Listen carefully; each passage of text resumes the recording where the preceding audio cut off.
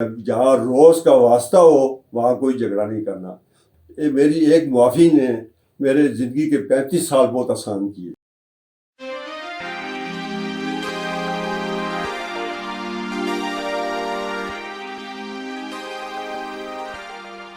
بسم اللہ الرحمن الرحیم. پرسنالٹی مرر کے لیے ہم نے ڈاکٹر محمد فاروق سے بات چیت کی تھی. ڈاکٹر محمد فاروق خان ریسرچ لیبارٹری KRL میں ڈائریکٹر جنرل تھے. ڈاکٹر عبدالقدیر خان کے انتہائی اہم ساتھی تھے، بااعتماد ساتھی تھے. ڈاکٹر عبدالقدیر خان ان پر انتہائی زیادہ اعتماد کرتے تھے اور مشاورت کرتے تھے. اس حوالے سے مجھے اسلام آباد راولپنڈی کا سفر کرنا پڑا. وہاں میں ڈاکٹر عبدالقدیر خان کی قبر پر بھی گیا تھا. ان کی قبر ابھی زیر تعمیر ہے. اس دوران واپسی پر میں نے پھر ڈاکٹر محمد فاروق صاحب سے ڈاکٹر عبدالقدیر خان کے حوالے سے انٹرویو کیا تھا. ناظرین آئیے آپ بھی ملاحظہ فرمائیے. ڈاکٹر محمد فاروق اپنے بارے میں اور ڈاکٹر عبدالقدیر خان کے بارے میں جو ان کے ساتھ ان کے تعلقات رہے، جس طریقے سے یہ دونوں اور باقی لوگ پاکستان کو ایٹمی قوت بنانے کے حوالے سے کام کرتے رہے، اس حوالے سے بھی آئیے دیکھتے ہیں ڈاکٹر محمد فاروق کیا کہتے ہیں. السلام علیکم. میں گورنمنٹ کالج ایبٹ آباد سے BSc کی ڈگری امتیازی حیثیت سے حاصل کی. پھر اس کے بعد میرا ارادہ MSc کرنے کا تھا، لیکن وہاں کے پرنسپل چودھری سلطان علی صاحب نے مجھے اپنے دفتر میں بلایا اور کہا کہ فاروق تمہیں اس جگہ جانا چاہیے جہاں سارے فرسٹ ڈویژنر جاتے ہیں. تو اس طرح میں انجینئرنگ یونیورسٹی پشاور میں چلا گیا. وہاں پر 4 سال میں نے تعلیم حاصل کی اور وہاں سے جب فارغ ہوا تو میرے پاس مختلف محکموں کے 12 اپائنٹمنٹ لیٹر مجھے مل چکے تھے. تو پھر میں وہی بات مجھے دوبارہ یاد آ گئی کہ فاروق آپ اس محکمے میں چلے جائیں جہاں سارے فرسٹ ڈویژنر جاتے ہیں. تو پھر میں نے اٹامک انرجی کمیشن میں جانے کا تہیہ کر لیا.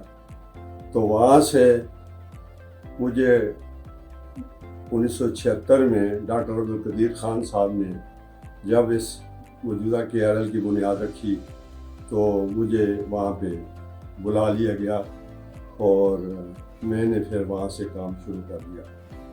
شروع میں مشین شاپ کا انچارج تھا، لیکن ڈاکٹر صاحب ایک دفعہ میرے پاس آئے تو مجھے کہنے لگے کہ فاروق آپ میرے پاس آئیں اور آپ میرے ساتھ کام کریں آگے کے لیے. تو میں نے کہا ٹھیک ہے سر. پھر انہوں نے مجھے ایک انتہائی فائل دی، سیکرٹ فائل تھی وہ. تو میں گھبرا گیا اس سے. پھر مجھے جگہ نہیں مل رہی تھی کہ میں کہاں پہ اس کی اسٹڈی کروں. تو بہرحال ایک کمرہ مجھے خالی مل گیا. میں نے اس کو تالا لگا کے اندر پڑھنا شروع کر دیا. اور پھر ڈاکٹر صاحب جب کوٹا سے واپس آئے تو میں نے وہ فائل ان کو واپس کر دی اور انہوں نے مجھے کہا کہ کیا یہ ساری فائل پڑھ لی ہے؟ میں نے کہا جی ہاں میں نے پڑھ لی. تو انہوں نے کہا اب کام شروع کر دو. تو اور اس کے بعد سے پھر میں ڈاکٹر عبدالقدیر خان صاحب کے زیر نگرانی، اور یہ 16 نومبر 1976 کی بات ہے. اچھا، اگلی بات کرنے سے پہلے میں آپ سے یہ پوچھوں گا، آپ نے کہا کہ پشاور یونیورسٹی میں آپ نے تعلیم حاصل کی. وہاں کا وہ واقعہ ہمیں بتائیے جو ذوالفقار علی بھٹو اور مولانا کوثر نیازی کا ہے. ڈاکٹر قدیر خان نے بھی اس کا ذکر کیا. ہاں جی. وہ ایک دفعہ میں انجینئرنگ یونیورسٹی کا طالب علم ہی تھا تو یونیورسٹی کے ہال میں سارے اکٹھے تھے. تو اس وقت ہمیں بتایا گیا کہ خان قیوم صاحب اور جناب کوثر نیازی صاحب، اس وقت خان قیوم صاحب وزیر داخلہ تھے تو کوثر نیازی صاحب شاید مذہبی امور کے وزیر تھے.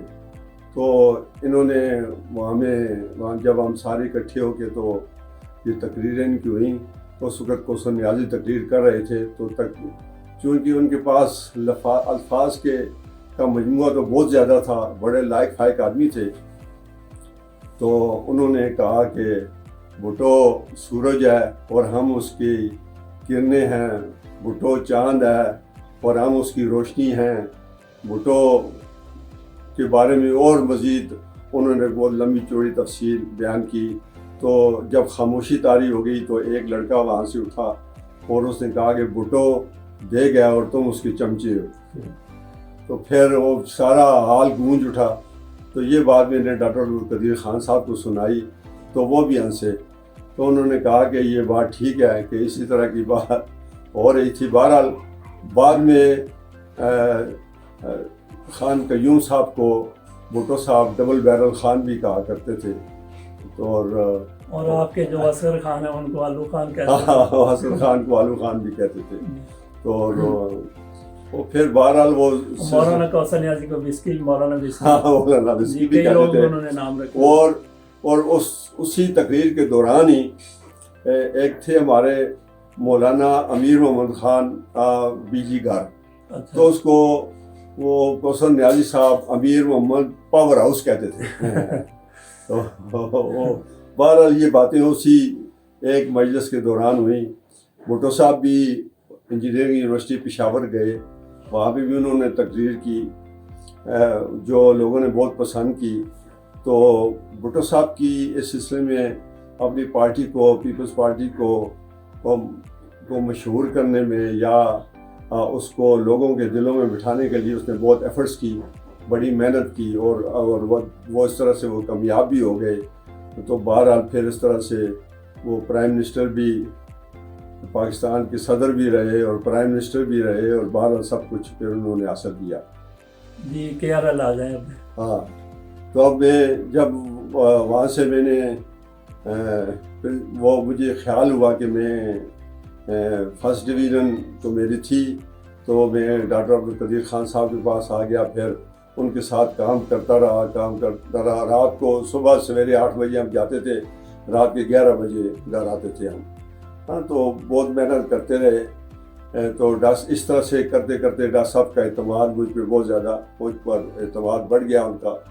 تو پھر پہلے ان کا یہ خیال تھا کہ میں فاروق کو کسی اور جگہ پہ بھیج دوں گا، لیکن پھر انہوں نے یہ خیال ترک کر دیا کیونکہ میں ڈاکٹر صاحب کے اشاروں کو بھی سمجھ جاتا تھا کہ وہ کیا بات کرنے والے ہیں. وہ بس مجھے وہ انتہائی مختصر سی بات کر لیتے تھے میرے سامنے اور باقی میں خود آگے چل کے تو کچھ باتیں میں کر جاتا تھا. کیونکہ وہ 1978 کا واقعہ ہے تو کارگو چیف تھے اس وقت. تو میرا معمولی سی بات ہوئی تھوڑی سی ان سے، تو میں ان کو سلام کیے بغیر اٹھ کے آ گیا. تو میں نے ڈاکٹر عبدالقدیر خان صاحب کو بتایا. تو انہوں نے کہا کہ فاروق جہاں روز کا جھگڑا ہو یا جہاں روز کا واسطہ ہو وہاں کوئی جھگڑا نہیں کرنا. تو پھر میں دوسرے روز سیدھا کارگو چیف کے پاس چلا گیا اور وہاں جا کے کہا جی کل میں غلطی پر تھا تو اس لیے مجھے آپ معاف کر دیں. تو انہوں نے کہا اچھا بیٹھو. پھر مجھے کافی پلائی. پھر اس کے بعد میری ایک معافی نے میرے زندگی کے 35 سال بہت آسان کیے. تو وہ کہنے لگے جب بھی کوئی کسی قسم کا کوئی مسئلہ درپیش ہو آپ میرے پاس آ جائیں اور انشاءاللہ آپ کا مسئلہ حل ہو جائے گا. تو پھر بارہ میں نے پھر زندگی کے باقی مزید 35 سال وہاں پہ بہت آرام سے گزارے اور وہ مجھے وہاں سے کارگو کی سپورٹ بہت اچھی حاصل رہی. تو یہ باتیں کچھ ایسی ہیں کہ میں کہتا ہوں کہ معافی بہت بڑی چیز ہے.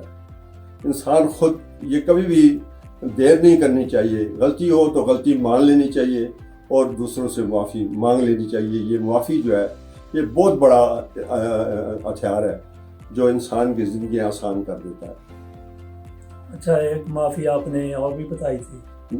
جی ہاں. تو بہرحال یہ ڈاکٹر صاحب نے پھر جو ہے وہ دوسرے ورگ کے اقوال زرعی تو بہت زیادہ ہم روز سنتے رہے، وہ ہمیں بتاتے رہے ہم، لیکن مختصر سی بات میں لیکن مجھے خوشی ایک بات کی ہے کہ جب بھی وہ کوئی پروموشن بورڈ ہوتا، حالانکہ میں پروموشن بورڈ کا آدمی نہیں تھا، میں کبھی شامل نہیں ہوتا تھا، لیکن وہ انہوں نے مجھے ہمیشہ بلا کے ساتھ بٹھا لیتے تھے. تو بس میں ان کی طرف دیکھتا تو اس آدمی کو پروموٹ کرنا ہے یا اس کو پیچھے رکھنا ہے، تو وہ اس طرح سے ڈاکٹر صاحب جو ہے وہ کر لیتے تھے. میرے اوپر ان کا اتنا اعتماد وقت کے ساتھ ساتھ میرا نہیں وہ ملاقات کی آپ نے بات بتائی تھی ایک دفعہ کہ بے نظیر بھٹو اور نسیم اسد. اچھا تو وہ جو ہے نا ایک مرتبہ ڈاکٹر صاحب کو نسیم اسد شاہ صاحب نے ٹیلی فون کیا کہ ڈاکٹر خان یار میں آرام سے سو نہیں پا رہا, میرے دل میں خلش ہے کہ میں نے بھٹو صاحب کو جو ہے ہم نے غلط پھانسی دی ہے, تو اب اس کا کیا ازالہ کیا جائیں. تو ڈاکٹر صاحب نے کہا کہ اب ان کی بیٹی ہے بے نظیر صاحبہ ہیں, آپ ان سے آ کے معافی مانگ لیں. تو وہ ڈاکٹر صاحب نے مینیج کر لیا. تو وہ نسیم حسن شاہ صاحب نے وہ بے نظیر سے جا کر معافی مانگی, اور اس دن ڈاکٹر صاحب نے ان کو کھانا بھی کھلایا, سب کچھ کیا. لیکن یہ ہے کہ بے نظیر اس کے بعد سے نسیم حسن شاہ نہایت سکون سے سویا, لیکن جلد ہی پھر اللہ تعالیٰ کی طرف سے اس کو بلاوا آ گیا. میرے خیال سے وہ بہترین وقت تھا اس کے لیے بھی کہ اس نے زندگی میں اپنے اس کی بیٹی سے معافی جو مانگی ہے. آپ بھی اس میں موجود تھے؟ میں موجود تھا, میں اس کو موجود تھا. نہیں گیسٹ ہاؤس میں کے آر کو اسلام آباد کے گیسٹ ہاؤس میں ڈاکٹر صاحب کے ساتھ ایک گیسٹ ہاؤس تھا, وہاں پہ بلایا گیا تھا. تو میں بس میری خوش قسمتی ہے, مجھے اس کا حصہ نہیں تھا, لیکن میں ویسے ہی چلا گیا تھا ان کو ملنے. تو گیسٹ ہاؤس میں آگے نسیم حسن شاہ صاحب اور بے نظیر صاحبہ سے بھی میری ملاقات ہوئی. تو مجھے ویسے یہ خوشی ہے کہ یہ ان لوگوں کی بہت بڑی کنٹریبیوشن ہے, اور وہ اپنی غلطی کا اس کو احساس ہو گیا تھا. اور پھر اخبارات میں بھی آیا, بے نظیر نے بھی ان کو معاف کر دیا. تو میرے خیال سے کہ اچھا اس طرح کی معافی مانگنا بڑی بات ہے, لیکن معاف کرنا میرا خیال اس سے بھی بڑا, معاف کر دینا اس سے بھی بڑی بات ہے. اچھا ڈاکٹر عبدالقدیر خان کی ابھی کتاب ان کی آئی ہے اپنی سرگزشت داستان ازل, اس میں انہوں نے آپ کا کافی تذکرہ کیا ہے کہ وہ طوطے چھوڑنے تھے, اس کے لیے بھی انہوں نے آپ کو کہا کہ وہ کسی کی مدد کرنی ہوتی تھی تو آپ کو کہتے تھے کہ یہ ایکچولی وہ ڈاکٹر صاحب جو ہے وہ میرے ذہن کے اوپر مکمل طور پر جو ہے وہ سوار ہو چکے تھے. یہاں تک کہ یہ جو ہائی وے ہے اس کے اوپر کوئی ایکسیڈنٹ ہو جاتا, کچھ ہوتا, تو وہ مجھ سے پوچھا جاتا کہ یہ کیسے ہوا, کس طرح پھر ہوا. وہ ایک مرتبہ جو ہے وہ میں ایک ٹریلر والا جو ہے نا کہ شاید اس کا دھیان کسی اور طرف تھا تو وہ نیچے کھڈ میں چلا گیا. تو میں نے کہا کہ ڈاکٹر صاحب کے آنے کا ٹائم ہے. تو مجھے کسی نے بتایا کہ وہ وہاں ٹریلر ایک جو ہے وہ نیچے جگہ پہ پڑا ہوا ہے. تو میں فوراً کرین لے کر جو ہے وہاں چلا گیا. تو ان کے آنے سے پہلے اس ٹریلر کو کھڑا کر کے روڈ پہ چھوڑ دیا. تو میں نے ڈرائیور سے پوچھا, میں نے کہا بھائی اب آپ کا کیا خیال ہے؟ کیا لگا بس اللہ تعالیٰ کی مدد میرے لیے پہنچ گئی تھی. بس میں اس کا کیا شکریہ ادا کروں, اور ذات کا شکریہ ادا کروں گا کہ میرا ایک پیسہ بھی نہیں لگا اور میں جو روڈ پر ہوں. پھر ٹھیک تھا. تو اس قسم کی باتیں جو ہیں یہ روزمرہ کی ہوتی رہتی تھیں. تو اور میں تو کہتا ہوں ڈاکٹر صاحب نے ایک مرتبہ ایک لیبر وہاں کام کر رہا تھا, تو وہ کہیں کھڈے میں وہاں پہ گر گیا. تو اس کی بلاوا آئے ہوا تھا, تو اللہ تعالیٰ کی طرف سے تو وہ وہاں پہ فوت ہو گیا. تو وہ جب اس کو گاڑی میں ڈال رہے تھے اس کی ڈیڈ باڈی, تو ڈاکٹر صاحب نے کہا کہ تم نے ایمبولینس کیوں نہیں دی اس کو. میں نے کہا کہ اچھا مجھے پتہ نہیں تھا اس بات کا. تو پھر فوراً میں ایمبولینس لے کر گیا, اس ایمبولینس میں اس کو ڈالا, اس کو ساتھ اس کو آدمی بھی میں نے اپنا ساتھ بھیجا, اور اس کو پیسے بھی ساتھ دیے. اور تو وہ حالانکہ وہ پرائیویٹ کسی کنٹریکٹر کے کام کر رہا تھا, لیکن بہرحال پھر ڈاکٹر صاحب جو ہے ان کی ہمدردیاں اتنی زیادہ تھیں کہ وہ ان کو اگر گننا شروع کرے تو وہ پھر پورا وقت چاہیے اس کے لیے بہت.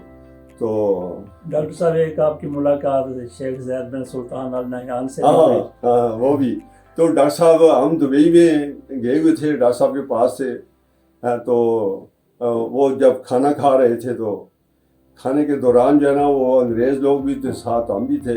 تو وہ ایک چمچ جو ہے وہ کبھی پورک میں ڈال دیتے تھے اور کبھی دوسرے برتنوں میں ڈال رہے تھے اسی کو. تو ڈاکٹر صاحب نے کہا کہ یار یہ بہت بری بات ہے. تو وہ ہم سے کھانا انہوں نے چھڑا دیا, اور ہم جا کے وہ دوسری جگہ پہ بیٹھ کے تو ہوٹل والوں کو کہا کہ بھائی کھانا ہمارے لیے یہ چیزیں لے آؤ. تو ہم نے وہ چیز ہم نے بوہا چھوڑ دیا.